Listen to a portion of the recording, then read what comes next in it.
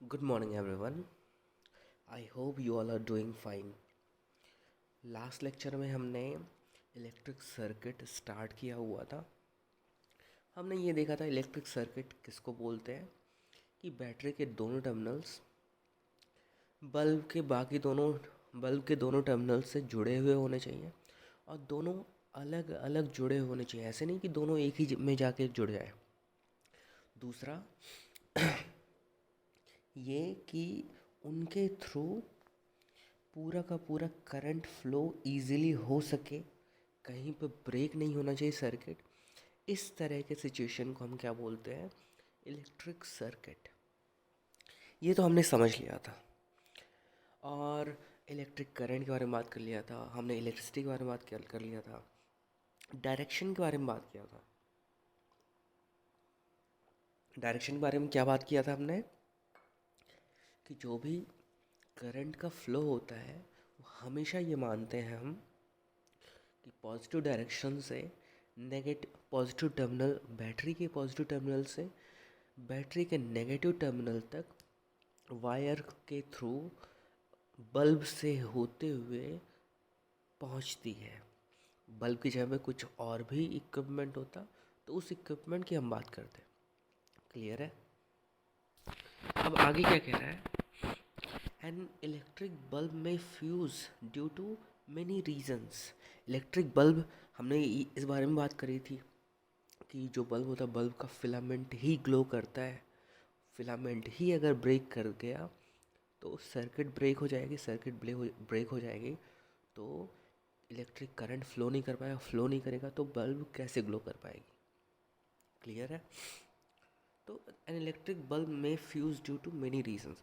अब electric bulb fuse क्यों होता है, उसके पीछे का रीज़न क्या बता रहा है?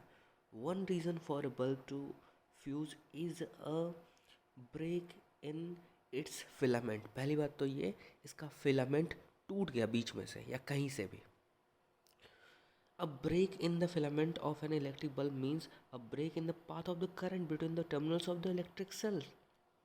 हमने ये भी पढ़ा हुआ है कि इलेक्ट्रिक सेल जो है, इलेक्ट्रिक सेल में पॉजिटिव टर्मिनल से नेगेटिव टर्मिनल तक जाने के लिए, करंट को फ्लो करने के लिए एक पाथ की ज़रूरत पड़ती है। वो पाथ कहीं पे भी अगर ब्रोकन हुआ, टूटा हुआ तो उस केस में करंट फ्लो नहीं कर पाता है। तो फिलामेंट टूट गया या वायर कहीं से कट गया, दोनों बात एक ही होती है।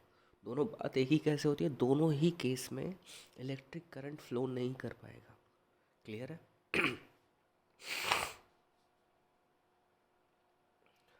Therefore, a fused bulb does not light up as no current passes through its filament. तो फिलामेंट के थ्रू करंट पास नहीं हो पा रहा है क्योंकि फिलामेंट इज़ ब्रोकन। इस वजह से बल्ब ग्लो नहीं कर पाता है।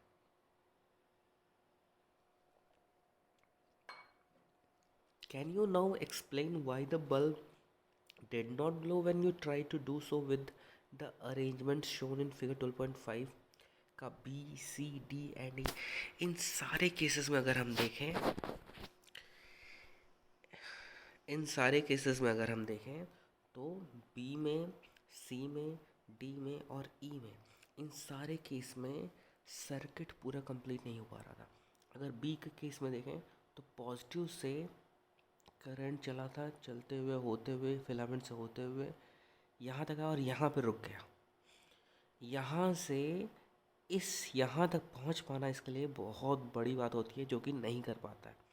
इस वजह से बल्ब ग्लो नहीं करता है। सेम मैनर, ये यहाँ से चलना था, यहाँ तक पहुँचा और यहीं पे नहीं चल पाया। इतना दूर ये नहीं चल पाया, इसकी वजह से ये पूरा आगे नहीं बढ़ पाया। इस केस में ये भी यहाँ से चला था और यहाँ पे पूरा रुक गया। इसमें दोनों ही नेगेटिव से जुड़े हुए हैं, इसका कोई मतलब नहीं है।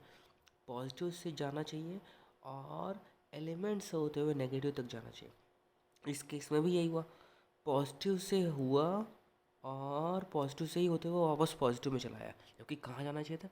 पॉजिटिव से होते हुए नेगेटिव में जाना चाहिए था। यही रीज़न है ये सारे बल्ब ग्लो नहीं कर पाए। क्लियर है?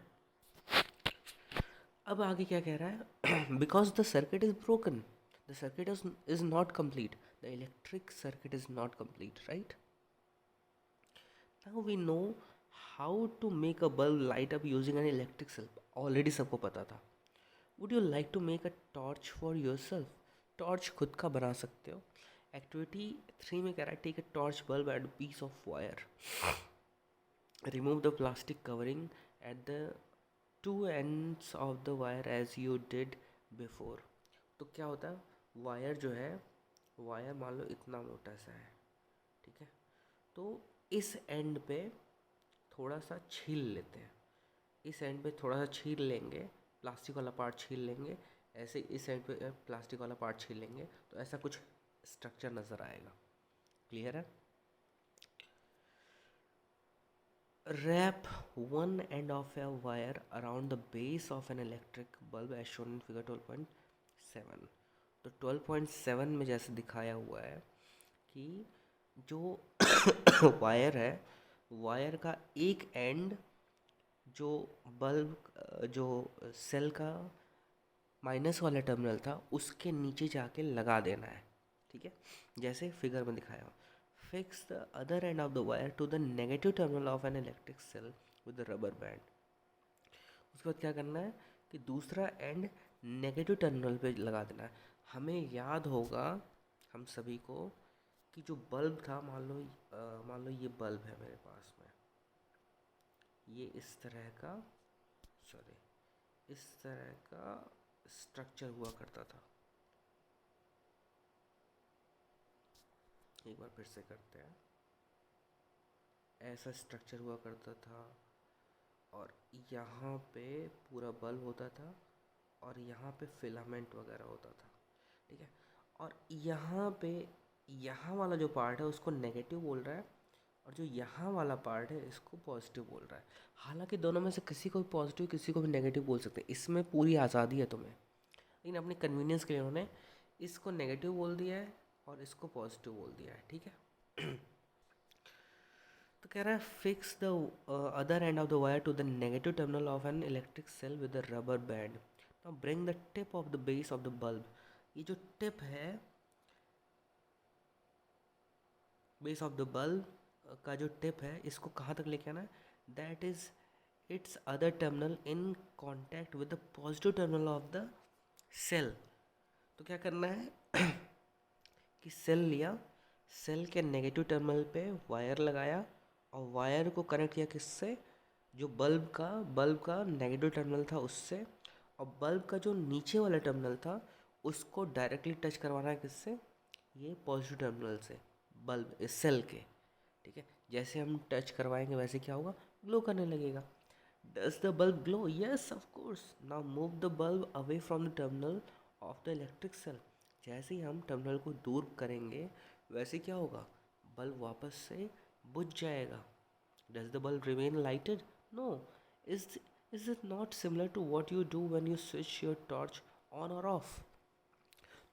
तो हम जब टॉर्च को स्विच ऑन करते हैं दैट मीन्स सर्किट क्लोज कर देते हैं, कहीं पे भी ब्रोकन नहीं होता है सर्किट. और जैसे ही ऑफ करते हैं तो हम सर्किट को ओपन कर देते हैं. जैसे ही ओपन करते हैं इलेक्ट्रिक करंट का रास्ते में कहीं ना कहीं रुक जाता है फ्लो करने का, और यही कारण है कि बल्ब नहीं जल पाता है. क्लियर है? पहली has another arrangement of the cell and the bulb. Will the torch bulb glow in the following arrangement? इस सिचुएशन में क्या कह रहा है? जस्ट उल्टा कर दिया, पहले ने सब कुछ बिल्कुल उल्टा कर दिया. क्या इस सिचुएशन में बल्ब ग्लो करेगा? द आंसर इज यस, बिल्कुल बल्ब ग्लो करेगा. सिंपली यही रूल है कि जो बल्ब है या जो सेल है, सेल के जो दो टर्मिनल्स हैं वो बल्ब के दो अलग अलग टर्मिनल्स जो होते हैं उन दोनों से अलग अलग जुड़ा हुआ होना चाहिए. जुड़ा होगा तो कैसे भी करके जुड़े, वो बल्ब हमेशा ग्लो करेगा. हमेशा वो वाला पिक्चर याद रखना है. कौन सा वाला पिक्चर याद रखना है? ये वाला, ए वाला और एफ वाला, दोनों ही किसी भी तरीके से जुड़े हुए. एज लॉन्ग एज एक टर्मिनल बल्ब के, सेल का एक टर्मिनल बल्ब के एक ही टर्मिनल से जुड़ा हुआ है और दूसरा वाला टर्मिनल दूसरे वाले से जुड़ा हुआ है, तो बल्ब हमेशा ग्लो करेगा. क्लियर है?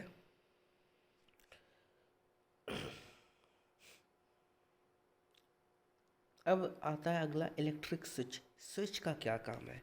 यहाँ पे तो हमने सिंपली सर्किट देखा कि सर्किट होता है और सर्किट के थ्रू हमेशा करंट फ्लो करता होता है। लेकिन कई बार ऐसा होता है, जैसे हमने बल्ब के केस में देखा, टॉर्च के केस में देखा, कि कई बार ऐसा होता है कि हमें हमेशा बल्ब को नहीं जलाना होता है। जब जब मर्ज़ी हो तो जलाएं, और जब मर्ज़ी हो तो रहने देते हैं। जब रहने देंगे तो उससे हमारा इलेक्ट्रिसिटी बचता है, एनर्जी बचता है। ठीक है,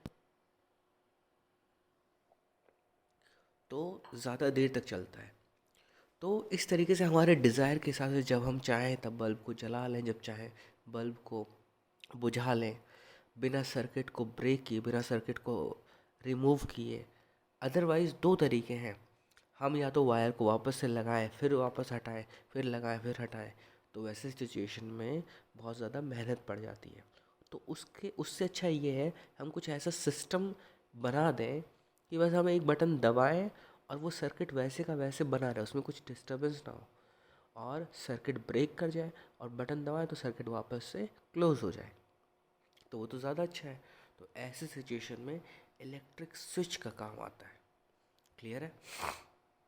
कह रहा है we had an arrangement for switching on or off our homemade torch by moving the base of the bulb away from the tip of the cell. This was a simple switch but not very easy to use. We can make another simple and easier switch to use in our circuit. Activity 4 में कह रहा है you can make a switch using two drawing pins, a safety pin or a paper clip, two wires and a small sheet of thermocol or a wooden board. Insert a drawing pin into the ring at one end of the safety pin and fix it on the thermocol sheet as shown in figure 12.8. तो 12.8 में क्या करना है कि दो pin दिए हुए हैं, सेफ्टी पिन वगैरह, सेफ्टी पिन यहाँ पे दिया हुआ है, और उसके साथ में क्या है, ड्राइंग पिन, दो ड्राइंग पिन लगा दिया। एक ड्राइंग पिन में सेफ्टी पिन को लगा दिया है, और सेफ्टी पिन को इस सिचुएशन में रख दिया है, किसमें, थर्माकोल पे या फिर किसी कार्डबोर्ड पे। Make sure that the safety pin can be rotated freely. तो ये जो सेफ्टी पिन एक ड्राइंग पिन में जो लगा हुआ है, ये मेक श्योर कि ये आराम से घूम सकता है ऐसे करके। ठीक है, चारों ओर घूम सके, इस तरीके से घूम सके कि एक पोजीशन में ये सेफ्टी पिन दूसरे वाले ड्राइंग पिन को भी टच कर रहा हो। ठीक है, now fix the other drawing pin on the thermocol sheet in a way that the free end of the safety pin can touch it, जैसे अभी मैंने बताया। The safety pin fixed in this way would be your switch in this activity. इस activity में ये switch की तरह काम करेगा। जैसे सेफ्टी पिन जो है दूसरे वाले ड्राइंग पिन को टच करेगा, वैसे सर्किट क्लोज हो जाएगा और इलेक्ट्रिसिटी पूरा फ्लो करेगा, और जैसे ही हटेगा वैसे ही इलेक्ट्रिसिटी फ्लो करना बंद कर देगी। क्लियर है? Now make a circuit by connecting an electric cell and a bulb with this switch as shown in figure 12.9। 12.9 में जिस तरीके से दिया हो इस तरीके का पूरा सेटअप लगाना है। ठीक है, rotate the safety pin so that it's free and touches the other drawing pin. What do you observe? Now move the safety pin away. Does the bulb continue to glow? ऐसे setup करेंगे, और जैसे safety pin जो है दूसरे drawing pin से connected होगा तो बल्ब ग्लो करेगा, लेकिन जैसे ही कनेक्शन दूसरे ये सेफ्टी पिन दूसरे वाले ड्राइंग पिन से जैसे ही दूर भागेगा वैसे ही बल्ब ग्लो करना बंद कर देगा। ठीक है, तो इस वे में एक ये छोटा सा हमने स्विच बनाया है जिसको हम इलेक्ट्रिक स्विच बोल सकते हैं। लेकिन ये टेम्प्रेरी, ये स्टैंडर्ड वाला नहीं है जो कि हमारे घरों में होता है। क्लियर है? लेकिन काम वही है जो हमारे घरों में होता है कि जब मर्ज़ी तब बल्ब को ऑन कर दें, जब मर्ज़ी तब बल्ब को बंद कर दें। ठीक है, the safety pin covered the gap between the drawing pins when you made it touch two of them. In this position the switch is set to be on. जब भी बल्ब ग्लो होने वाली सिचुएशन होगी जिसमें जिस position में रखने से, उस पोजीशन को हम क्या बोलेंगे, on position. Since the material of the safety pin allows the current to pass through it, the circuit was complete, hence the bulb glows. On the other hand the bulb did not glow when the safety pin was not in touch with the other drawing pin. the circuit was not complete as there was a gap between the two drawing pins. In this position, the switch is said to be off as in figure 12.9. ठीक है, 12.9 में जैसे of वाले position में और 12.10 में on वाले position में. Clear? A switch is a simple device that either breaks the circuit or completes it. तो स्विच का ये एक डेफिनेशन हो सकता है. क्लियर है? The switches used in lighting of electric bulbs and other devices in homes work on the same principle, although their design are more complex. तो जो भी स्विचेस कहीं पे भी होंगे सभी सेम प्रिंसिपल पे काम करते हैं, बस ये है कि ये थोड़ा सा डिज़ाइन का ज़्यादा कॉम्प्लेक्स होता है.